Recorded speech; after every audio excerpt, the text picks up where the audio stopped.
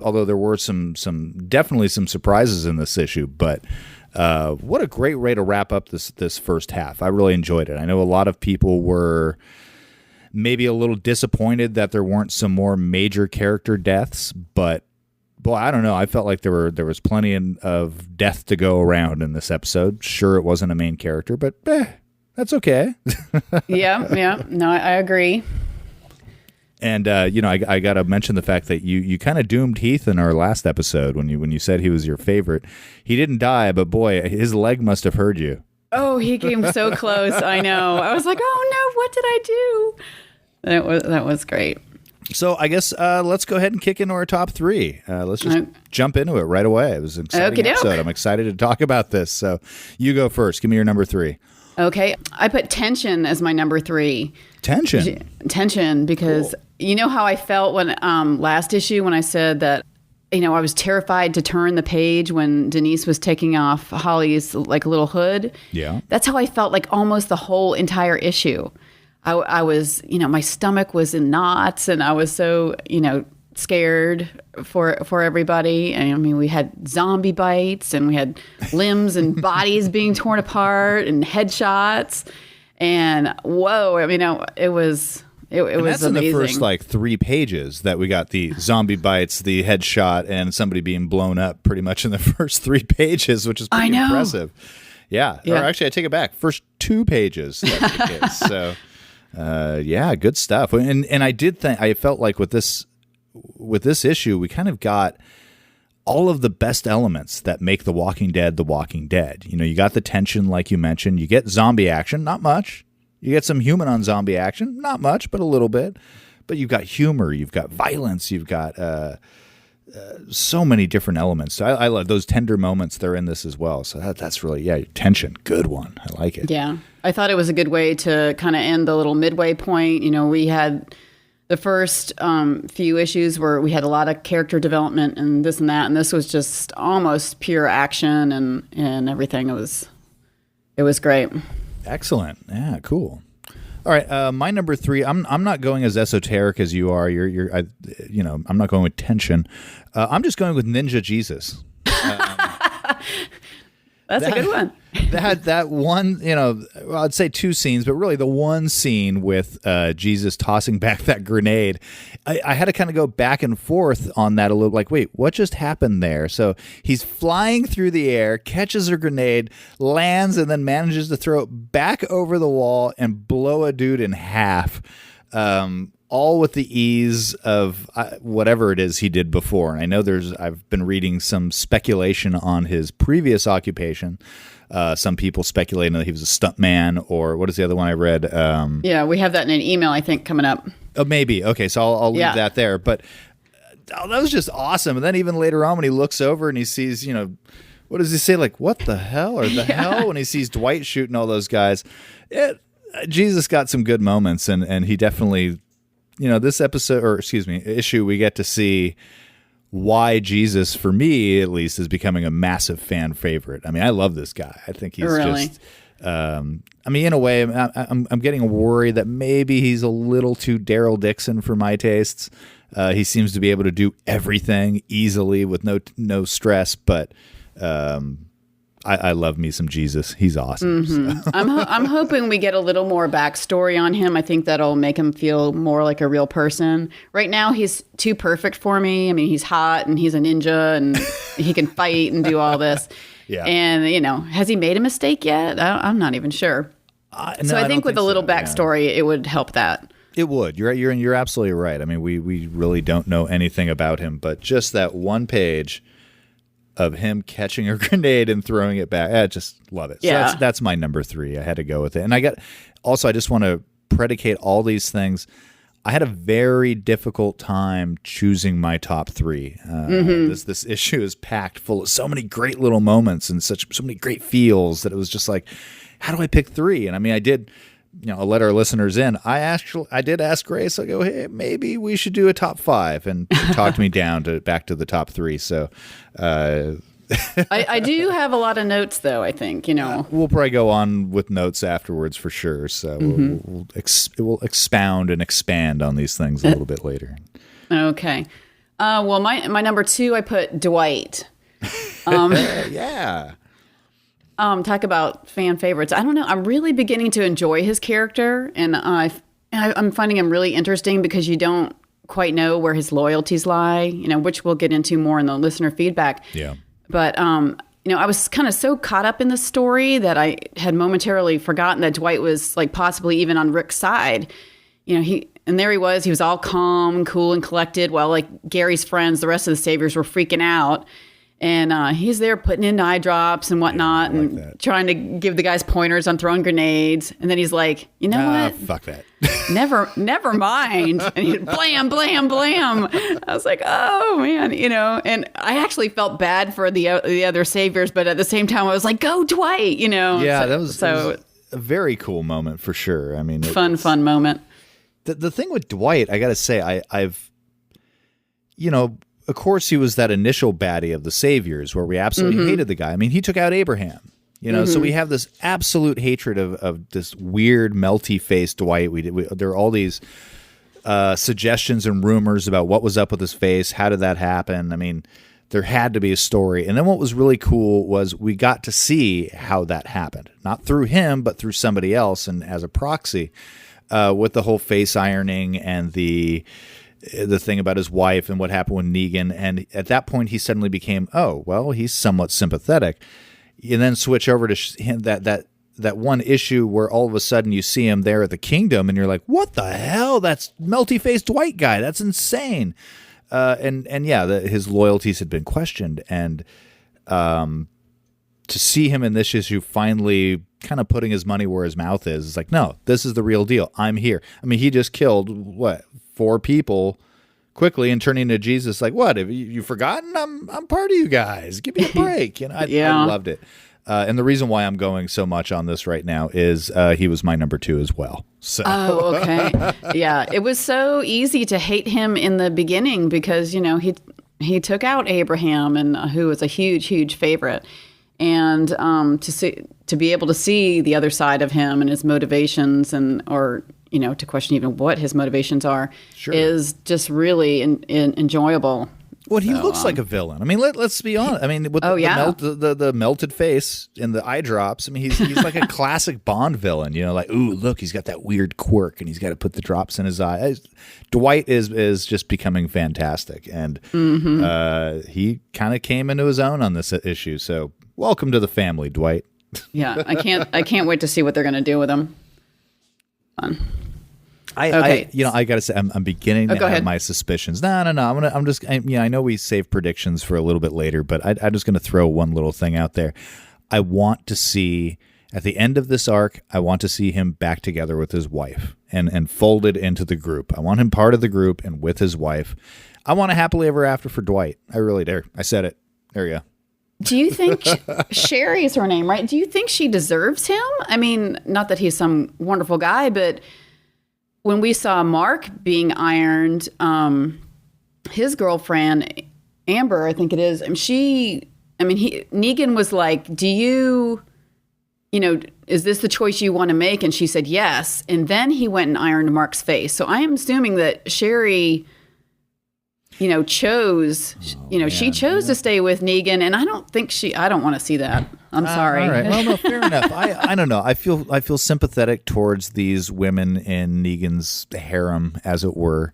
I don't know. I look at it as everybody's in a very difficult situation there at the sanctuary. What in the hell do you do? If Negan wants your woman, he's going to have your woman one way or the other, I'd imagine. And if not, you're going to all suffer for it. So I don't know. I mean, obviously his face was ironed because she did, quote unquote, cheat on Negan with her husband. But, well, that's another way of looking. I didn't even look at that from that perspective. You're right. Well, you're just more sympathetic than I am. That may be true. I don't know. I don't know. I like the fact that the guy, I'm warming up to the guy. Let's just put it that way. He's turning into a wonderfully dynamic character. How's that? I agree. All right, let's go for drum roll. Your number 1 for issue 120 is... Oh, Denise. Oh, okay. You don't agree? That wasn't one of your. I just, poor Denise. I mean, I have to say that on my first read through, I was so caught up in the tension that I didn't really feel all that bad for her. But then when I read it again and I looked at that panel of her sitting there by Heath's bedside, and you look at her and she has like this sweet, contented smile on her face.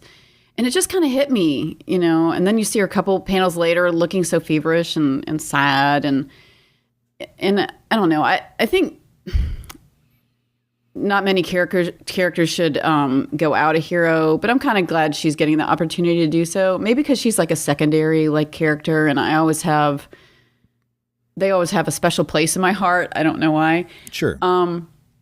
So I put Denise there, and she chose to save Heath and do her duty and everything. So I think it's fair to say she is the noble character in this issue.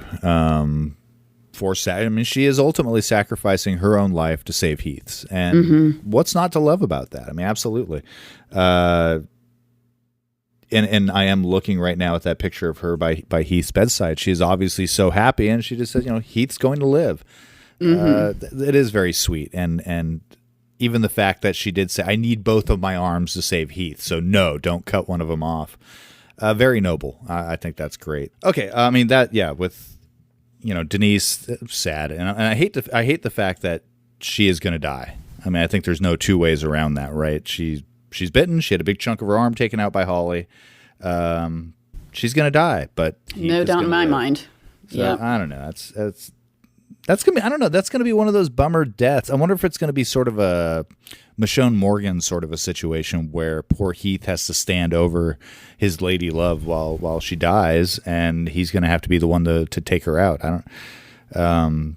Yeah, I don't know. I mean, will he regain consciousness? In time, while she's still, because she's already feverish. I'm not sure. Or will Rick again have to be the one to take out somebody? Although he's in his weird pass out stage, whatever the hell happened to him. I guess we'll talk about that later. Okay, I want to go ahead and give my number one. Okay. Okay, I have this written out in a few different ways. Kind of a three-part number one. Okay, I'm just going to read it as I have it written out. Negan's dick, talking to Lucille, and Davis's boner. So that entire scene, I don't know. Is there a more Negan scene that we've had anywhere in this series than that one thing where his excitement over the explosions and wanting to get to the blood and gore and all over the internets today and yesterday, I'm reading about, my dick is so hard right now, I could crack steel. I should wrap it in barbed wire and call it Lucille 2 is just... Oh my God! Do you think that was an Arrested Development reference there? It had to be an Arrested Development reference. I mean, that's too damn specific not to be. That was just great in itself, right there too. But that was awesome. I love that part. And then to follow it up with Davis, obviously trying to kiss ass to the man with the barbed wire bat in front of him, the man that he knows is this volatile, insane, crazy fucker. And Davis is just what? Okay, I got to read it verbatim again because I love this so much. Okay. Yes, sir. My dick is a full boner. Sure. Yep. And then what are you talking about, Davis? I'm excited like you is what I'm saying. My dick and balls are hungry for death. Like yours. It's hard. Like yours, sir. Oh my God. He was such an adorable dork. I was so sad when he died. I was like, yay, this new character. He was kapow. I know. I like that. And another reason I really like that part is because it really broke a lot of the tension for me. It did, yeah. And I needed that at that point because so much was happening so fast. Well, okay, so the other aspect of my number one here, not just that scene with Negan, but specifically Negan's hubris through this whole thing. He is very confident that they have won, that the Saviors have won, because they've burned down the Alexandria safe zone. Now, I don't know. I I do not agree with Negan's assessment that they have won, obviously, but the way he approached this whole thing of just, Rick, all you had to do is follow orders, just what the hell is wrong with you? Now you're making me do this. It's this sort of, I think it's kind of a borderline personality thing, that psychiatric condition where everything is always somebody else's fault. It's not what you're doing. It's always somebody else's fault. And Negan's mind, I think he really thinks this is all Rick's fault. If Rick hadn't come along and messed up his nice little order of things, then everything would have been fine. And he wouldn't be wasting all of his grenades, throwing it over the wasting wall, his grenades. Yeah, and I have a feeling he probably views it that way. It's like, man, why are you making me waste these grenades? They should be used on zombies, not us. Come on. Again, people speaking about his reasonability. I think, the more I think about it, I think he's a borderline personality. I do think there's a psychotic end to him, and nobody's going to doubt that one. But so his hubris, but coupled with the fact that it's just so Negan. The whole it is. I could crack and steel. He definitely enjoys the game. That panel of him where he's reaching back for the grenade and he's like, this is so fucking awesome. Yeah. Give me another one. And that was just so disturbing. Like it was like truly like a game. Absolutely. And like almost like part of him liked it that, Rick messed up or whatever you want to say, broke the rules just so he could enforce them. Oh, I have no doubt that he's just itching for any opportunity. And what I cut out in between the, Lucille 2 and then Davis doing his suck up act is we get 3 panels, or at least 2 panels of him talking specifically to Lucille. Mm-hmm. It's like, dude, that's a bat. What are you doing? You're talking to a bat. It's just, and it boggles my mind. Again, we have so many people who are going on about, is he really that much of a villain? Is he that bad? I mean, he seems pretty reasonable and this and that. And, what I've said before about Stockholm Syndrome. And I'm looking at that and I'm just thinking, he's talking to a bat. Mm-hmm. This guy has, oh God, I love him as a character. I really do. I find him to be just an amazing, fantastic monster. And let's face it, we love our fantastic monsters. We all do. And whether it's history or fiction or comics or whatever, we love the monsters. And we make heroes of our monsters, which is just bizarre to me the way we do this. But he's a great character. I mean, and so my number one, and I think this has been my number one more than once, is Negan. And in this case, it's Negan's dick. So that's what you should have said in the first place, is Negan's dick.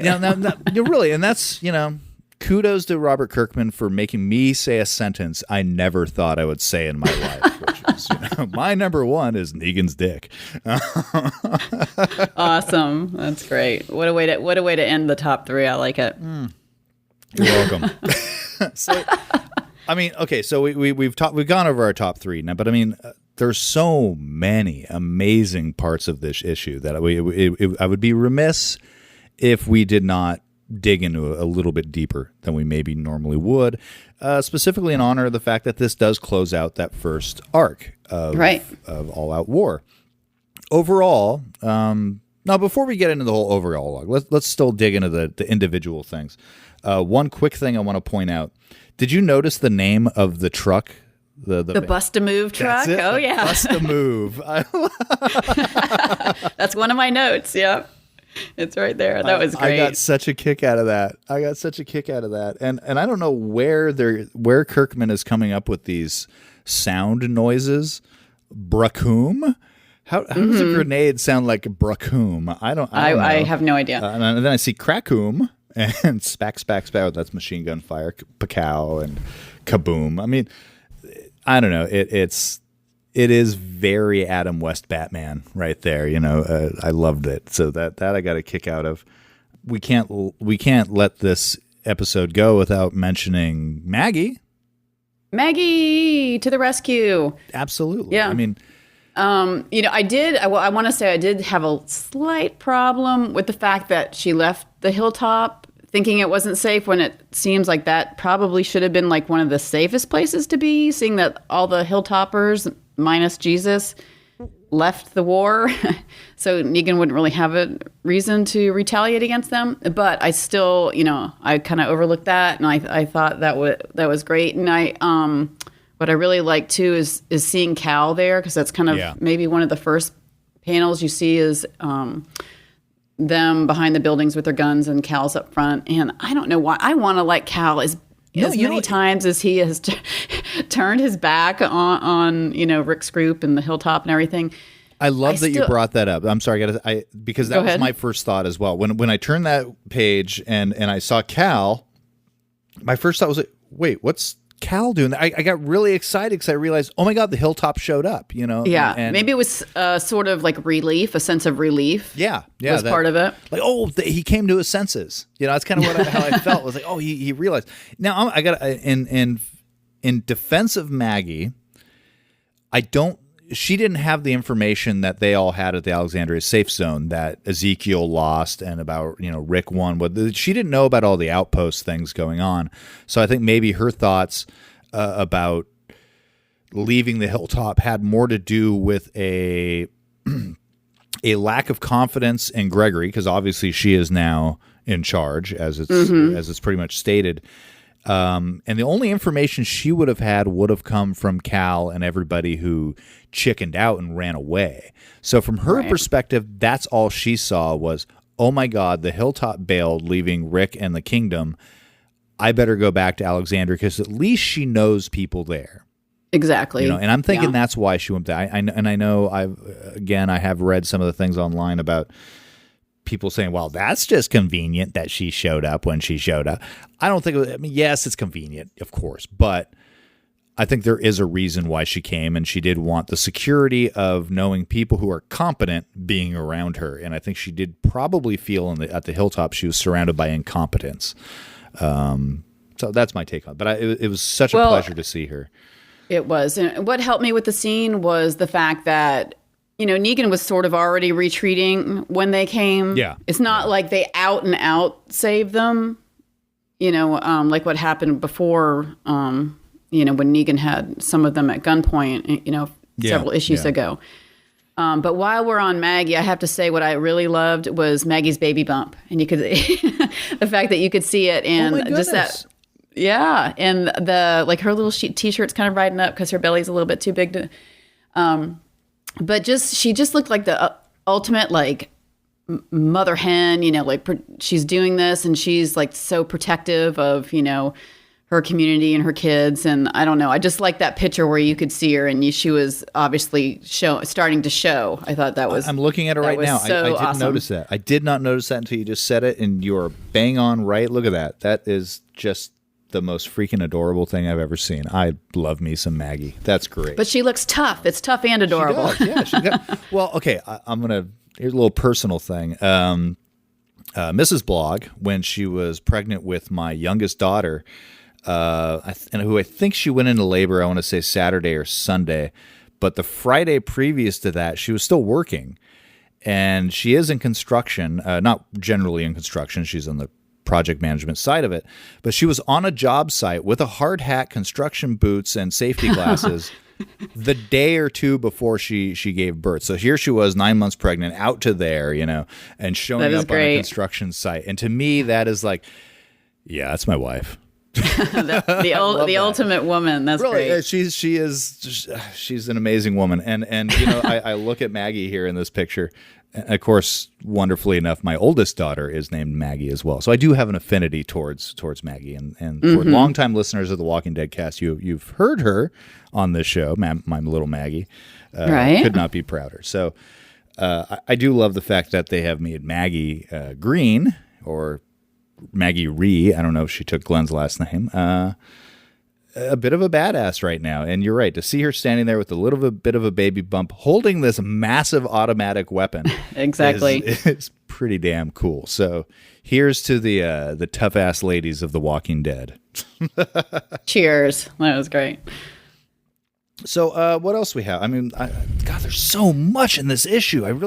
We needed a top 10. This could have actually been a top 10. One of the few. I mean, I worried when we started doing this, like, God, top 3 for every issue of a comic. You know, that might be a little tough sometimes because some of these filler episodes can be a little difficult to mine some good stuff from.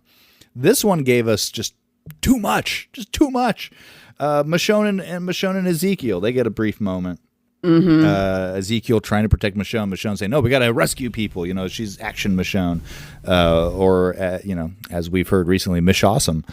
You know, we got the whole Dwight thing, but we can't ignore the fact that what happened with Rick.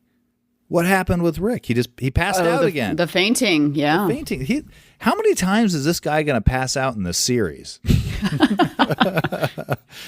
He seems to have a bit of a problem with fainting. And of course, Carl. I don't think Carl's injured. Do you?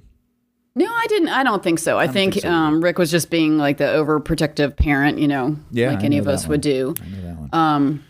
I think Carl's fine. Yeah. But I think that probably added to the stress, and you know, maybe why Rick passed out. Sure. I mean, that is a little concerning. I'm not exactly sure what was going on there. Yeah, I mean, you know, even before the explosion that takes out Carl a little bit or kind of knocks him down. I mean, Rick has this look on his face when he looks over to the house and he's like, "Carl, Andrea."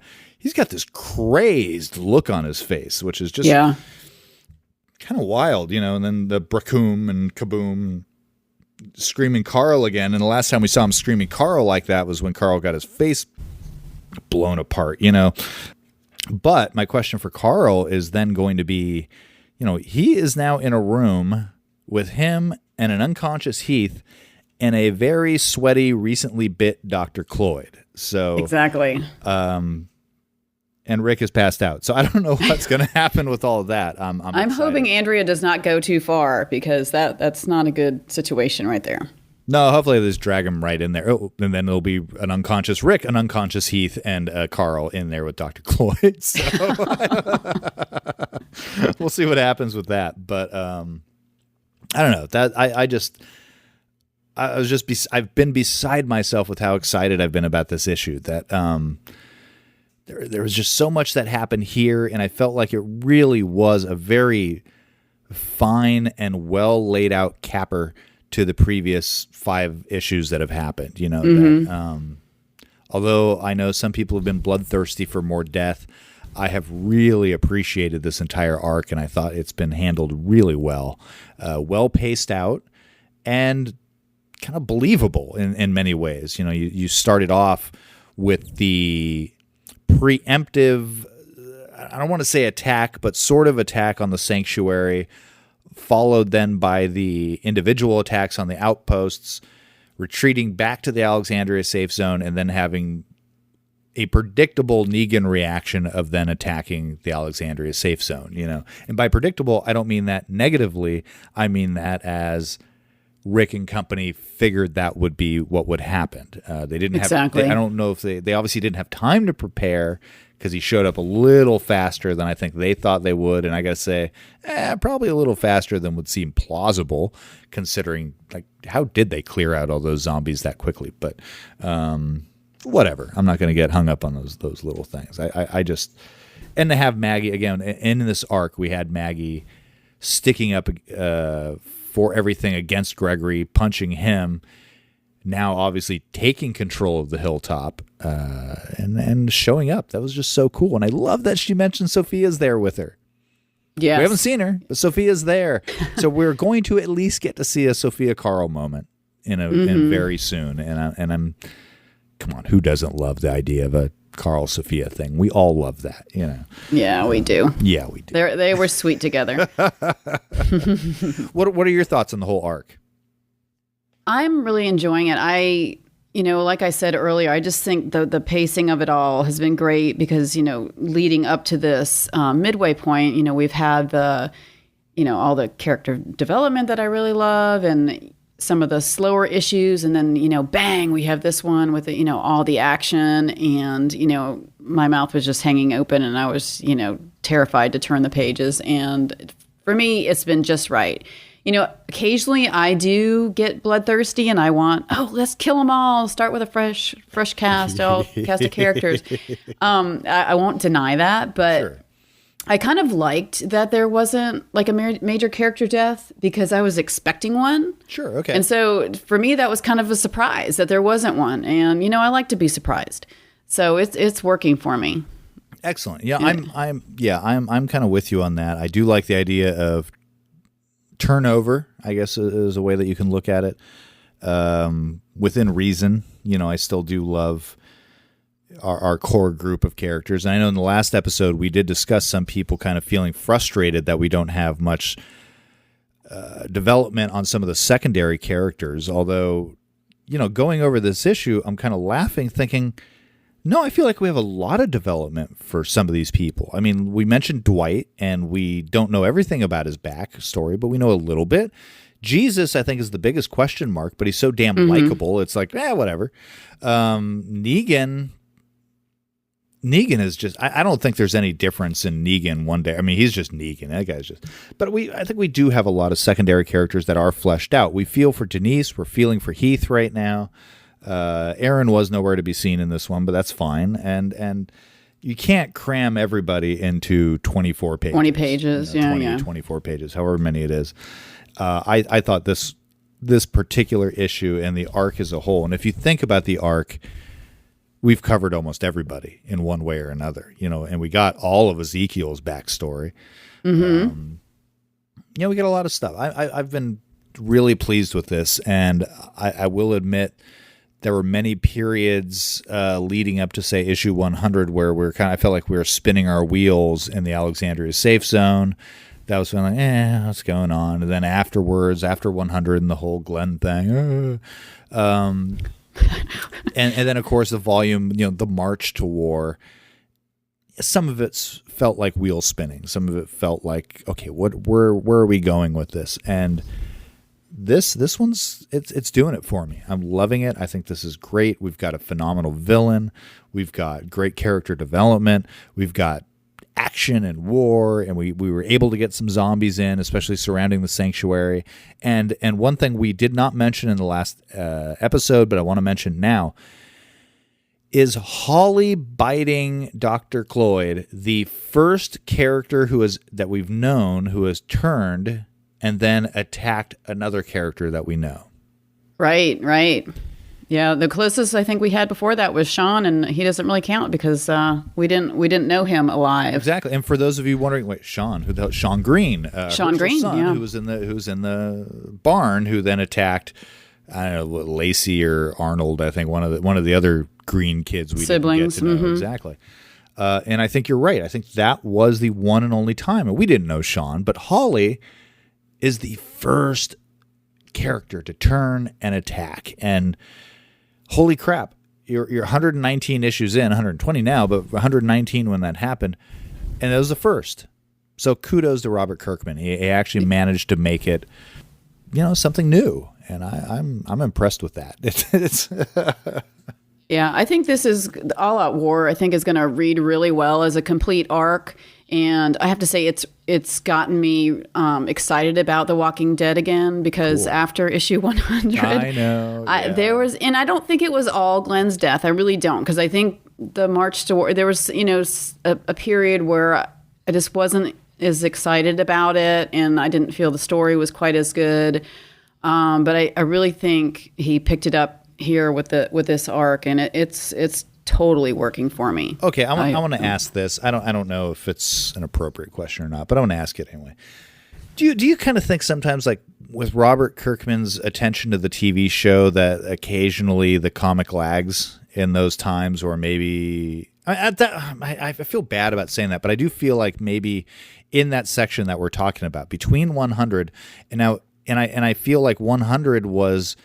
There was a bit of a slow thing leading up to that, so that issue 100 would match up with San Diego Comic-Con when 100 came out, and then between 100 and 114 or whenever All Out War started, so about another book's worth, 12 issues. That it was drawn out maybe a little more. I don't know.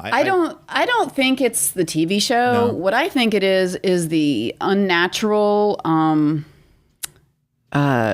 points like issue 100. So trying to make squish your story or stretch your story so issue 100 is something memorable.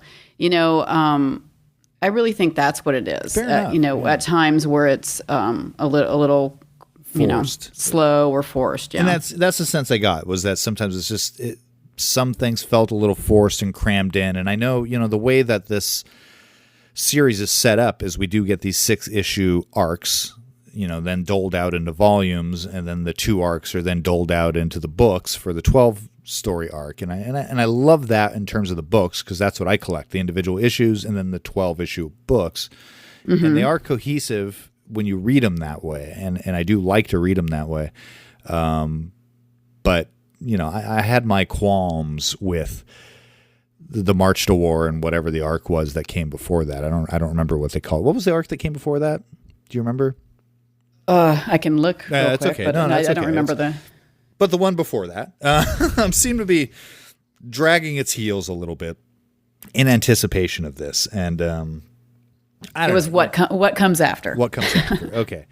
But All Out War, I'm loving this. So kudos, Kirkman, Adlard, Gardino, whatever your name is. You guys have been doing Keep it coming. Keep it coming. So are you all done with your thoughts on the arc and the issue? I am. Well, I'm done. Then why don't we move on to listeners' moans, groans, and grunts? Okay, this first email is from Koibito. This is Koibito, and I have 2 questions for you. The first one is your opinion on Dwight from this issue. Are you buying it, or do either of you still doubt his allegiance, if you didn't doubt him before? If so, why? That, and what do you think will happen to Heath? I mean, he's stable, but he's officially disabled now. What will become of him? Will he get the Dale treatment and become part pirate? Or will he flip and succumb to some infection? What do you guys think? Koibito, away! Oh, man. Thank you, Koibito. That is fantastic. Thank you. Dwight. Go for it. Well, we've pretty much covered him, but what do you? We did, but I mean, we didn't really talk about his allegiance, though. I was trying to save some of my thoughts. Really, when I think about it, I think probably Dwight is in it for himself, and I think if it comes down to it, that he would turn on Negan and then turn right around and turn on Rick. So I don't trust him. I mean, because he has no reason. I mean, he has a goal. I'm not sure, probably to get rid of Negan. But once that's accomplished, does he really have any loyalty to Rick? Not really. No, not to Rick. I wonder about his loyalty to Ezekiel. When we first found the turned Dwight, he was talking plans with Ezekiel. So honestly, Koibito specifically asked, are you buying it? Or do either of us doubt his allegiance? I think you still have doubt. I don't know why. It might be a situation where I want to believe versus I really believe. But you know what? I'm going with that. I do want to believe. And I think we just need some more good guys. And I wouldn't mind it being him, only because have we had a situation in the series where there was a villain / bad guy that turned into a good guy? Not that I can think of it. And I do think it would be easier now that Holly is gone. I do think it would be easier for him to become part of the group than it would have before.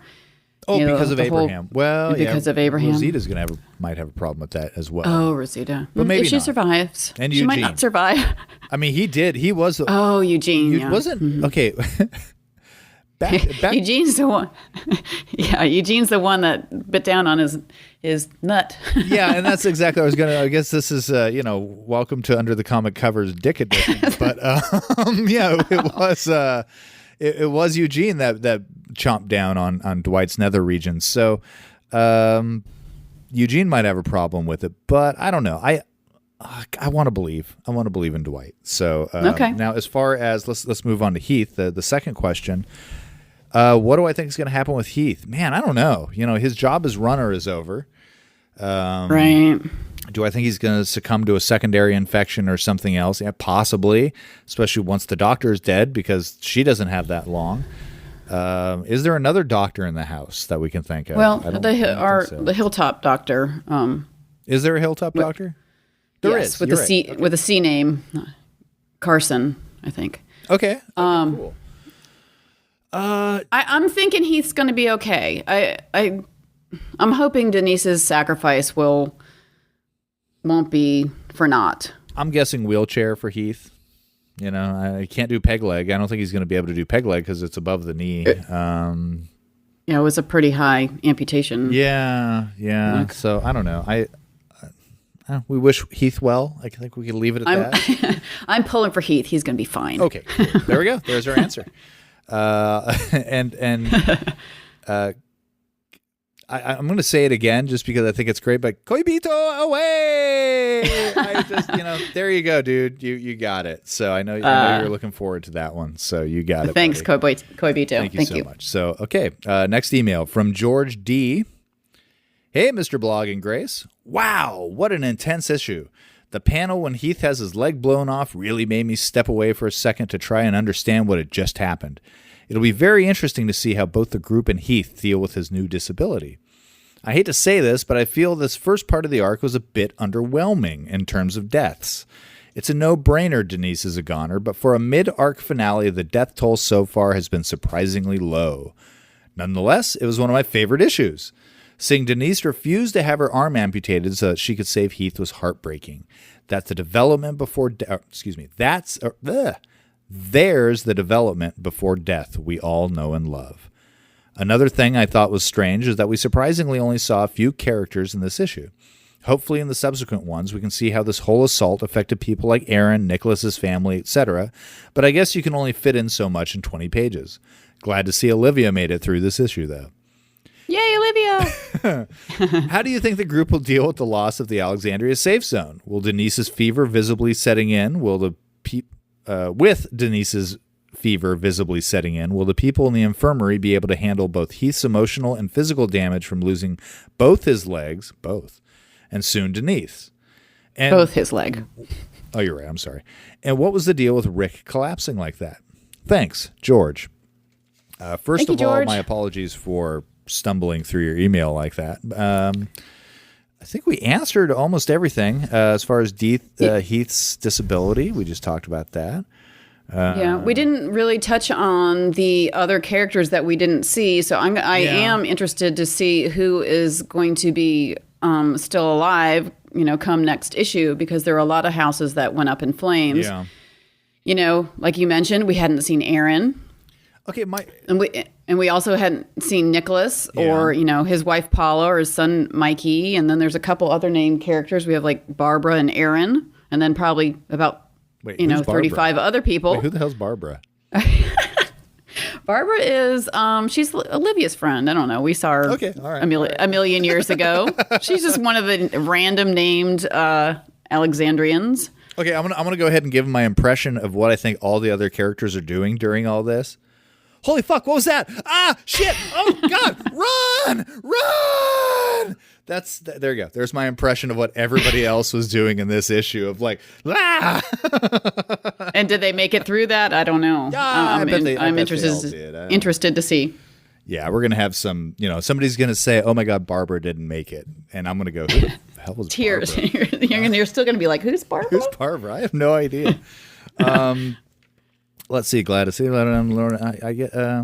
Okay. How do you think the group will deal with the loss of the Alexandria safe zone? There's a question we did not answer. Oh, true. Actually, I answered that in the last episode where I said I think they're going to end up gathering at the kingdom because the kingdom is now empty because all but 5 people are dead. But now with Maggie and the Hilltop showing up there, I don't know. Maybe they'll gather at the Hilltop since Gregory is neutered. So I don't know. Mm-hmm. That's what I think they're going to do. I think they just move on. They combine groups. I mean, through attrition, they will rebuild and grow. So I agree. I mean, what else really is there for them to do? Yeah.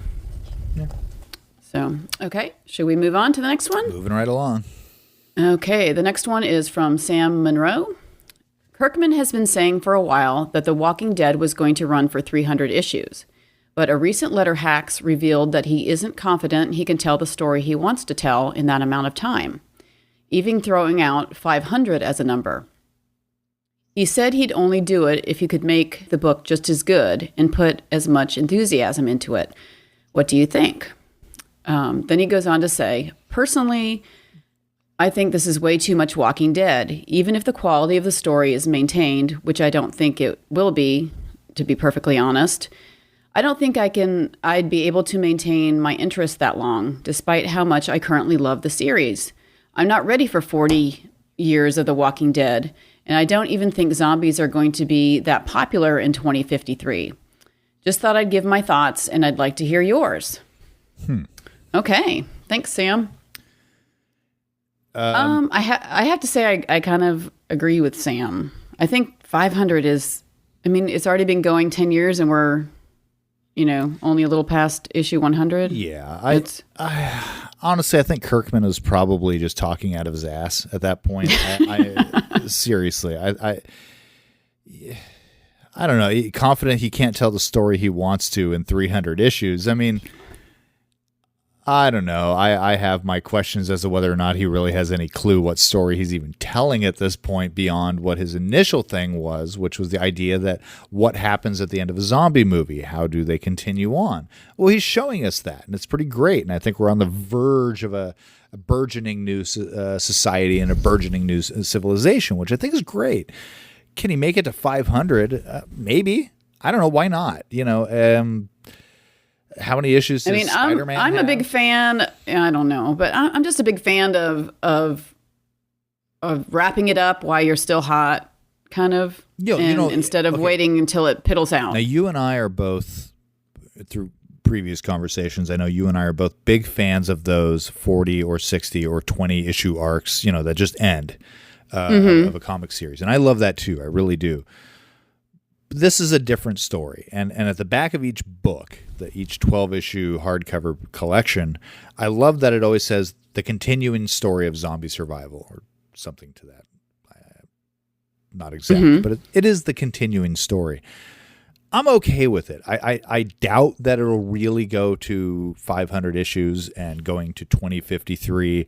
And as to whether or not it'll be 40 years and I'll be... so minus 30. Really old. I'll be in my 70s sitting here reading about The Walking Dead. I doubt it. Maybe I will. That would be cool. I don't think Kirkman will even make it that long. He doesn't look like he's in the best shape. So I don't know. Sorry. I'm kind of ripping on Robert Kirkman this episode. All right. God, talk about biting the hand that feeds me. I don't know. As to whether or not they'll be popular in 2053, these things come in cycles. Vampires, mummies, werewolves, zombies. We go through cycles of things we love and then we hate and then we love and then we hate. So I really hope zombies aren't really popular in 2053. I feel like, oh God, enough already. But, I don't know. Why not? We'll see. We'll see what happens. Time will tell. Thank you, Sam. Yeah, thanks, Sam. And say hi to your brother, Jesus, for us again. So, all right, let's move on here. From Ned Rogers. Dear Mr. Blog and Gracie, sure wish we could have had more of that dude with the white dreads before he got popped. Yes, sir, my dick is a full boner. Sure, yep, my dick and balls are hungry for death, like yours. It's hard like yours, sir. That was a man after my own heart. All right. Really appreciated the Why does he have like a weird Southern accent? Well, sorry, go ahead. I don't know. I'm sorry. This takes place. Well, I guess they're in the Washington area. It's just, I don't know. Okay, continuing on with Ned's email. And Dwight, he had me worried for a little while. Anyway, way to come through, Scarface. Why is Maggie's face so weird in some panels? I think they're trying to make her eyes more expressive, but it just looks overdone, and she ends up looking like an insect. Other than that, art. The big spreads of the grenade explosions are on point. Poor Heath, Rick, Carl, Andrea, Bracoom, kaboom! Loved this issue. Thanks again, Ned Rogers, Little Falls, New York. Thanks, Ned. Yeah, Ned, you and I are on the same page, man. Except for I thought Maggie looked pretty great in this issue. I wasn't bugged by her eyes. I kind of got lost in them. I'm like, hey, Maggie. No, I thought she looked good this issue too. Absolutely. Thanks for the letter. But I agree with everything else. Like we've said, go Dwight. Yeah, we're on the same page. Yeah.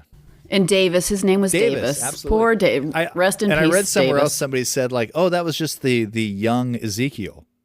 With the white dreads, you know. Yeah. Funny. Our next one is from Dane Bramage. Oh no, I can't do a German accent. Let's see. Herr Blog und Fräulein Gracie. Herr Blog und Fräulein Gracie. I should have given this one to you. Go for it. First of all, 120 was ass-kicking in action. Finally, the Alexandria safe zone isn't so safe anymore. I think a herd is heading their way. Also, learned some stuff in the letter hacks. Menstrual cups? In the origin of Negan's name. Also, a reader pointed out Negan's bizarre attitude regarding women. On the one hand, he uses practically every curse word and has elevated the F word to a new level of versatility never before reached. Fuck yeah. But chooses to use the word vagina. Also, he forbids rape, but will kill like it's nothing.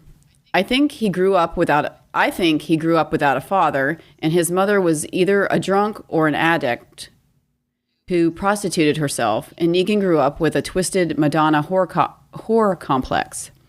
Maybe he protected her from the rough ones. Another theory is that he was a DC street cop. Do you ever speculate as to what made him like this? What do you think? Let's stop there and then we'll go on later. Okay. So do you want to tackle the menstrual cups one? Oh, dude. Okay, no. I have to say, I'll talk about it. Okay. Sarah, the woman who wrote in, is my new favorite fan. You know, I have not laughed so hard since when Stephen Yun wrote in, and I thought it was great. And the funny thing is, some weird coincidence, like 2 days beforehand, I was just reading some random woman's blog or something about these cups, and I was thinking, man, these would be great in the zombie apocalypse. Hold on. What happened to you? No, what? What's a menstrual cup? Help me. I mean, is this literally a cup to catch the menstruation? You mean you did not Google it after? No, I didn't Google it after. I can imagine what it is, but I'm guessing it's something that just catches your flow mid. Yeah, it fits up inside you. We're editing this out, right? Inside? It's not like we're editing this out, right? Okay, so I was thinking like a man's jock, you know, where they have the cup and the jock strap to like hold everything together. Like you know how tampons are inserted. So wait, so it's like, is it like a diaphragm but to catch? Wow, this podcast is taking a really weird turn, but okay, I'm curious. We are editing this out. No, I'm not. I'm absolutely not editing this out. Our listeners want to know what the hell a menstrual cup is. No, they do not want to know. You are the woman to explain this to us. Bring it on. I want to know what this is. No, I mean, it's a tiny silicone little cup-shaped thing that you can use, or women can use to... during their time of month. That's all. Yeah. Okay. All right. And anyway, you can. They're reusable. So that's the thing. They're reusable, unlike other feminine products. And so you can use them for like 5 years at a time. Wow. You just wash them. A good thing in the zombie apocalypse. That's what we're saying. Awesome in the zombie apocalypse. Okay. And you are so editing this out. Oh, I am so not editing this out. Okay. Go. Okay. Okay. So. Have you ever speculated about Negan? No. I honestly hadn't. I mean, what's interesting to me is I'm reading through Dane Bramage's email here, and it suddenly sparked in me that this reminds me of Rorschach's backstory from Watchmen. And I don't know if... Okay. Did you ever read Watchmen? I have not read it. I don't know if they covered it in the movie. I don't even remember if they did or not. But his mom was a whore. And he had a lot of these same sort of issues, and he had a lot of judgmental things about a lot of people based on his history. So I could kind of see that maybe his mother was a prostitute of some sort. And I kind of like where he's coming from with this. I hadn't thought about it.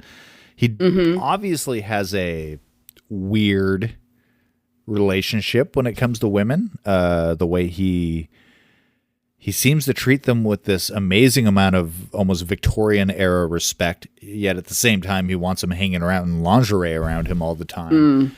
He forbids rape, which is honorable and a nice, good thing. Kudos to Negan on that one. But I hadn't given it much thought, and I'm the whole twisted Madonna whore complex that Dane Bramage brings up is interesting. I like this. The idea of him being a DC cop, I don't know about that. I imagine him more as a manual laborer, a construction worker, more of a blue collar thing as opposed to a cop. I think he'd be, I mean, that would, okay, I'll give credit to Dane on this one. If he were a cop, talk about your amazing foil and black and white side between him and Rick, seeing how Rick was a cop. Then again, so was Shane. And at that point, I'd think, what, does Kirkman have some weird cop fetish? But I don't think he was a cop. I don't see that. Yeah. I like his first theory. I hadn't put any time really thinking about how he got the way, that he is. But I do like his first theory. I'm going with that. Damn you, Dane Bramage. You made me think. Okay. Should we move? Go on to the rest of it? Please. Okay. He goes on to talk about Jesus a bit here. Okay, Jesus jumps, catches a grenade, and tosses it back over the wall. He can literally stomp Zeds with his hands tied behind his back. I have a friend who speculates that Jesus was a stuntman, while I think he was a former Special Forces / SEAL. What do you two think? Thanks, y'all. Thanks, Robert. Dane Bramage. Okay. Jesus the Ninja. What are your thoughts on him? Well, I'm assuming he was a ninja. No, I don't know. I have no idea what Jesus's thing was beforehand. I mean, circus performer? Who the hell knows? He's obviously a fit individual. He's got the long hair that I know you like. He's got the beard going on. He looks like Jesus. I don't know. I'm going with. I want his backstory. Yeah, I do want his backstory. Right now, I'm going with martial arts instructor. That's what I'm going with. Yeah. So Dane Bramage, please, or whoever's in charge of putting this together, let us know what Jesus's backstory is. Only you can decide. You can decide. Absolutely. Well, that wraps up all of our letters. Thank you guys so much for writing in. That was fantastic. You gave us a lot to chew over. I'm sorry that we actually covered a lot of what you were asking in our previous segment, but I couldn't pass up. I mean, this issue had so much great meaty stuff that it was just wonderful to dig into and just so much fun. So yes, fun stuff. Thank you guys for writing in. Thank you, Grace, for covering all of this with me. This has been so much fun. All right, that's our show, episode 130. Thanks for listening, everyone. If you'd like to leave us a voice message, you can use the send voicemail button on the right side of the page at walkingdeadcast.com. Or you can call us at 650-485-DEAD. That's 650-485-3323. You can write to Under the Comic Covers using our new email address, which is comics@walkingdeadcast.com, or reach Jason and Karen at brains@walkingdeadcast.com. You can check out our website at walkingdeadcast.com, and don't forget to click through our Amazon link, or just go to walkingdeadcast.com/Amazon whenever you shop at Amazon.com. And you can find the Walking Deadcast on Twitter at Jason and Karen, on Tumblr at walkingdeadcast.tumblr.com, or on Facebook at facebook.com/deadcast. Under the Comic Covers also has its own Twitter account at UTCC Covers. That's UTCCOVERS. All right, that's our show. Thanks for listening. Don't get bit, Mart Spiak.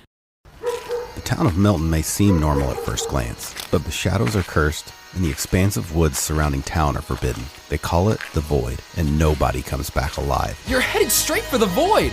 Milton lives suspended in time, trapped by a darkness that seems to be creeping